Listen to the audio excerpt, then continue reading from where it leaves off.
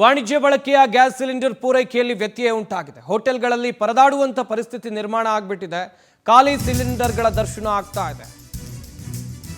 ಹೋಟೆಲ್ಗಳಲ್ಲಿ ಸಿಲಿಂಡರ್ಗಳಿಲ್ಲ, ಅಡುಗೆ ಮಾಡೋ ಕಷ್ಟ ಆಗ್ತಾ ಇದೆ. ಹೋಟೆಲ್ನ ಉದ್ಯಮಿಗಳು ಪರದಾಡುವಂತ ಪರಿಸ್ಥಿತಿ ನಿರ್ಮಾಣ ಆಗಿದೆ.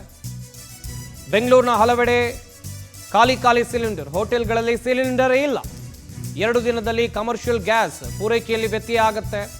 ಹೀಗಾಗಿ ಜನ ಪರದಾಡುವಂಥ ಪರಿಸ್ಥಿತಿ. ಯಾಕಂತ ಹೇಳಿದ್ರೆ ಸಾಕಷ್ಟು ಜನ ಬೆಂಗಳೂರಿನಲ್ಲಿ ಹೋಟೆಲ್ನ ಫುಡ್ ಮೇಲೆ ಅವಲಂಬಿತರಾಗಿದ್ದಾರೆ, ಡಿಪೆಂಡ್ ಆಗಿದ್ದಾರೆ. ಹೊರಗಡೆ ಕೆಲಸಕ್ಕೆ ಬಂದರೆ ಇದೇ ಫುಡ್ಡನ್ನು ತಿಂತಾರೆ, ಹೋಟೆಲ್ ಫುಡ್ ಮೇಲೆ ಡಿಪೆಂಡ್ ಆಗಿದ್ದಾರೆ.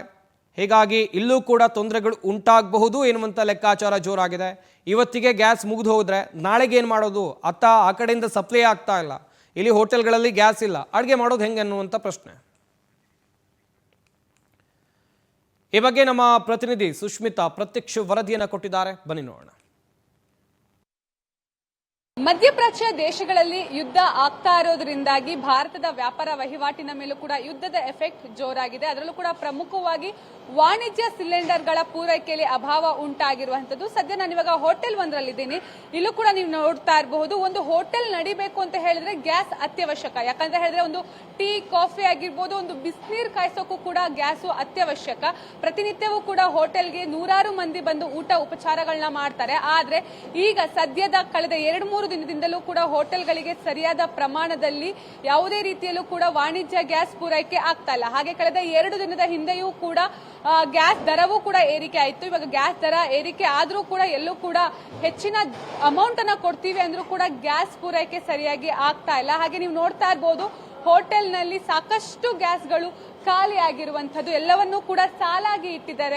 ಅದರಲ್ಲೂ ಕೂಡ ಒಂದು ದೊಡ್ಡ ಪ್ರಮಾಣದ ಹೋಟೆಲ್ ಅಥವಾ ಮಧ್ಯ ಪ್ರಮಾಣದ ಹೋಟೆಲ್ ಅಂತ ಹೇಳಿದ್ರೆ ಸ್ಟಾಕ್ ಅನ್ನ ಇಟ್ಕೊಂಡಿರ್ತಾರೆ. ಆ ಸ್ಟಾಕ್ಗಳು ಕೂಡ ಖಾಲಿ ಆಗ್ತಾ ಇರುವಂತದ್ದು. ಪ್ರಮುಖವಾಗಿ ಡಿಸ್ಟ್ರಿಬ್ಯೂಟರ್ಸ್ಗಳು ಸರಿಯಾದ ಪ್ರಮಾಣದಲ್ಲಿ ಈ ಒಂದು ಗ್ಯಾಸ್ ಅನ್ನ ಪೂರೈಕೆ ಮಾಡ್ತಾ ಇಲ್ಲ ಅಂತ ಹೇಳಿ ಹೋಟೆಲ್ ಮಾಲೀಕರು ಆರೋಪವನ್ನ ಮಾಡ್ತಾ ಇರುವಂತದ್ದು. ಹಾಗೆ ನೀವು ನೋಡ್ತಾ ಇರಬಹುದು, ಹೋಟೆಲ್ ಗೋಡನಲ್ಲೂ ಕೂಡ ಸಾಕಷ್ಟು ಖಾಲಿ ಸಿಲಿಂಡರ್ಗಳು ಇರುವಂತದ್ದು.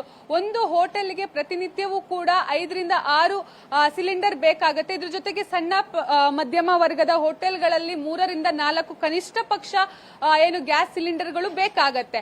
ಆದ್ರೆ ಇಲ್ಲಿ ಏನು ಇಂಡಿಯನ್ ಆಗಿರಬಹುದು ಅಥವಾ HB ಆಗಿರಬಹುದು, ಭಾರತ್ ಗ್ಯಾಸ್ ಆಗಿರಬಹುದು, ಇಲ್ಲಿನ ಡಿಸ್ಟ್ರಿಬ್ಯೂಟರ್ಗಳು ತಮ್ಮ ಗೋಡೌನ್ಗಳಲ್ಲಿ ಸ್ಟಾಕ್ ಇಟ್ಕೊಂಡಿದ್ರು ಕೂಡ ಇದನ್ನ ತಮ್ಮ ವೈಯಕ್ತಿಕ ಲಾಭಕ್ಕಾಗಿ ಯಾವುದೇ ರೀತಿ ಸರಿಯಾಗಿ ಸರಬರಾಜು ಮಾಡ್ತಾ ಇಲ್ಲ ಅಂತ ಹೇಳಿ ಹೋಟೆಲ್ ಮಾಲೀಕರು ಆರೋಪವನ್ನ ಮಾಡ್ತಾ ಇರುವಂತದ್ದು. 50% ಈ ಒಂದು ಇಂಧನ ಆಗಿರಬಹುದು, ತೈಲ ಆಗಿರಬಹುದು, ಗ್ಯಾಸ್ ಆಗಿರಬಹುದು, ಇದೆಲ್ಲವನ್ನೂ ಕೂಡ ಬೇರೆ ದೇಶದ ಮೇಲೆ ಕೂಡ, ಅದರಲ್ಲೂ ಕೂಡ ಮಧ್ಯಪ್ರಾಚ್ಯ ಕೊಲ್ಲಿ ದೇಶಗಳ ಮೇಲೆ ನಮ್ಮ ಭಾರತ ಅವಲಂಬಿತ ಆಗಿರುವಂತದ್ದು. ಹೀಗಾಗಿ ಇನ್ನೇನಾದ್ರೂ ಯುದ್ಧ ಮುಂದಿನ ದಿನಗಳಲ್ಲಿ ಮತ್ತಷ್ಟು ಮುಂದುವರಿತು ಅಂತ ಹೇಳಿದ್ರೆ ಮತ್ತಷ್ಟು ಈ ಒಂದು ಗ್ಯಾಸ್ ಸಿಲಿಂಡರ್ಗಳ ಮೇಲೆ ಅಭಾವ ಉಂಟಾಗುತ್ತೆ. ಜೊತೆಗೆ ದರ ಏರಿಕೆಯಾಗುವಂತಹ ಸಾಧ್ಯತೆಯೂ ಕೂಡ ಇರುವಂತದ್ದು. ಈಗ ಆಲ್ರೆಡಿ ಕಾಳಸಂತೆಯಲ್ಲಿ 3ರಿಂದ 4 ಸಾವಿರ ರೂಪಾಯಿವರೆಗೂ ಕೂಡ ಈ ಒಂದು ಗ್ಯಾಸ್ ಸಿಲಿಂಡರ್ಗಳ ಮಾರಾಟವನ್ನ ಮಾಡ್ತಾ ಇರುವಂತದ್ದು, ವಾಣಿಜ್ಯ ಗ್ಯಾಸ್ ಸಿಲಿಂಡರ್ಗಳನ್ನ. ಸೊ ಹೀಗಾಗಿ ಹೋಟೆಲ್ ವರ್ಗದವರಿಗೆ ಸಾಕಷ್ಟು ಹೊಡೆತ ಬಿದ್ದಿದೆ. ಇವತ್ತೇನಾದ್ರೂ ಈ ಒಂದು ಸ್ಟಾಕ್ಗಳು ಬರಲಿಲ್ಲ, ಸರಿಯಾಗಿ ಪೂರೈಕೆ ಆಗಿಲ್ಲ ಅಂತ ಹೇಳಿದ್ರೆ ಬಹುತೇಕವಾಗಿ ಹೋಟೆಲ್ ಅನ್ನ ಬಂದ್ ಮಾಡುವಂತಹ ಸ್ಥಿತಿ ನಿರ್ಮಾಣ ಆಗಿದೆ. ಇವತ್ತು ಕೇಂದ್ರ ಸರ್ಕಾರವೂ ಕೂಡ ಒಂದು ಮೀಟಿಂಗ್ ಅನ್ನ ಮಾಡುವಂತದ್ದು. ಈ ಒಂದು ಕೇಂದ್ರ ಸರ್ಕಾರದ ಮೀಟಿಂಗ್ ಅಲ್ಲಿ ಯಾವ ರೀತಿಯ ನಿರ್ಧಾರ ಆಗುತ್ತೆ ಅನ್ನೋದನ್ನು ಕೂಡ ಕಾದ್ ನೋಡಬೇಕಾಗಿದೆ. ಕ್ಯಾಮರಾ ಪರ್ಸನ್ ಶ್ರೀಹರಿ ಜೊತೆ ಸುಷ್ಮಿತಾ ಪೂಜಾರಿ, ಪವರ್ ಟಿವಿ, ಬೆಂಗಳೂರು.